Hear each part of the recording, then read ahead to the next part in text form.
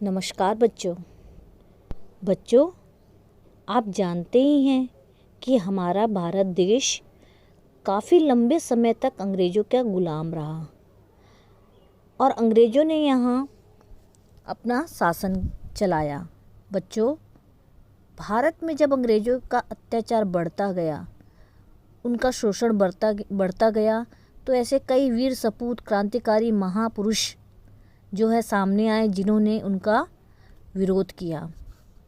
उनमें हम महापुरुषों में महात्मा गांधी, सुभाष चंद्र बोस, चंद्रशेखर आज़ाद, राम प्रसाद बिस्मिल, भगत सिंह, ऐसे महान महापुरुषों और क्रांतिकारियों के नाम जो है हम जानते हैं, जिन्होंने उनके खिलाफ जो है जनता के हित में कार्य किया।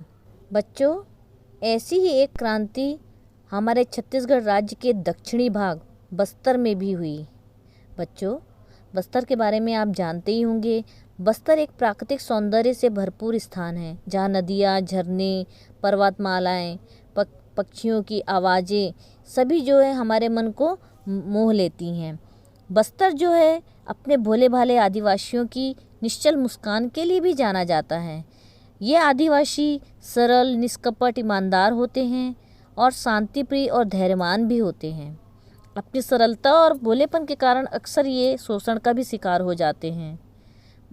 बच्चों, ये आदिवासी उकसाए जाने पर अपने शत्रुओं को करारा जवाब भी देना जानते हैं। मैं तुम्हें उस समय का प्रसंग बता रही हूँ जब बस्तर के लोग उस समय की शासन व्यवस्था के विरुद्ध सशस्त्र विद्रोह कर दिए थे। बच्चों, 1909-1910 की घटना है। उस समय बस्तर में रुद्र प्रताप देव राज करते थे। यद्यपि वे 1903 में बालिग हो गए थे, पर जो ब्रिटिश शासन है उन्हें 1908 तक उन्हें शासक घोषित किया और वहाँ पर अपना एक दीवान नियुक्त कर दिया। इस दीवान का नाम था बैजनाथ पंडा। ये जो बैजनाथ पंडा था वो अंग्रेज़ों का पिट्ठू गुलाम था, उनका चमचा था और वह जो है अपने बेतुके आदेशों से प्रजाजन की मुसीबतें बढ़ा देता था। उनके ऊपर मनमाना शोषण करता था, उन पर अत्याचार करता था। किंतु राज परिवार के कुछ ऐसे ही लोग भी थे जिन्हें जनता पसंद करती थी, जिनमें राजा के चाचा लाल कालेंद्र सिंह और राजा की सौतेली माँ सुवर्ण कुंवर थी। वे भी अंग्रेजों की नीतियों और बैजनाथ पंडा की कुटिल नीतियों से त्रस्त थीं। अंग्रेजों की शोषण और बैजनाथ पंडा की नीतियों के कारण जनता में असंतोष पैदा हुआ और 1909 में उन्होंने लाल कालेंद्र सिंह और रानी सुवर्ण कुंवर के साथ एक सम्मेलन किया, जिसमें हजारों की संख्या में वे वहाँ एकत्रित हुए और उन्होंने अपने सम्मेलन में संकल्प लिया कि वे बैजनाथ पंडा और अंग्रेजों के दमन और अत्याचार के विरुद्ध संघर्ष करेंगे और उन्हें जड़ से उखाड़ फेंकेंगे। इस सम्मेलन में उन्होंने सर्वसम्मति से एक उत्साही युवक गुंडाधुर उसे अपने विद्रोह का नेता चुना। गुंडाधुर जो है नेतानार गांव के रहने वाले थे और वह स्वभाव से निडर थे, साहसी थे और सत्यवादी थे।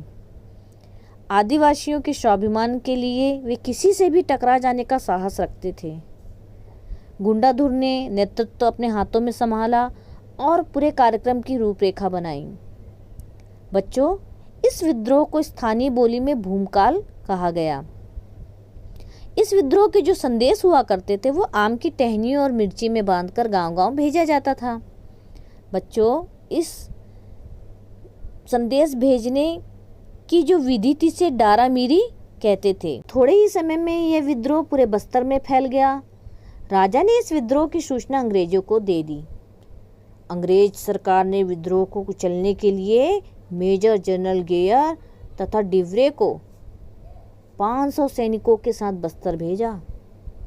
क्रांतिकारियों ने सैनिकों को घेर लिया। एक तरफ धनुष बाण और भाले और फरसे से लैस भूमकाली थे, तो दूसरी तरफ अंग्रेज जिनके पास बंदूक थी। अंग्रेज सैनिकों ने जो गोली चलाई, इससे 5 क्रांतिकारी मारे गए। पर जो विद्रोह है अन्य कई स्थानों पर पहले से ही फैल चुका था। गुंडाधुर और उसके सहयोगी लाल कालियन सिंह, रानी सुवर्ण कुंवर, बाला प्रसाद, नरसिंह तथा दुलार सिंह विद्रोह का नेतृत्व कर रहे थे। वे क्रांतिकारियों के लिए प्रेरणा के स्रोत थे। बच्चों, डोंगरगांव, अलनार तथा अन्य कई स्थानों पर यह मुठभेड़ चलती रही, जिसमें 500 क्रांतिकारी मारे गए। एक बार तो ऐसी भी स्थिति पहुंच गई थी कि सैकड़ों साथियों के साथ गुंडाधुर ने मेजर गेयर को घेर लिया।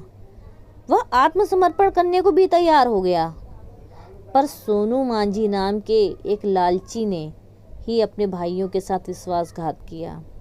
उसने क्रांतिकारियों को विश्वास में लिया और उन्हें इतनी शराब पिला दी कि वे बेशुद्ध हो गए, और अलनार के जो मैदान है उसमें वे बेशुद्ध अवस्था में पड़े रहे।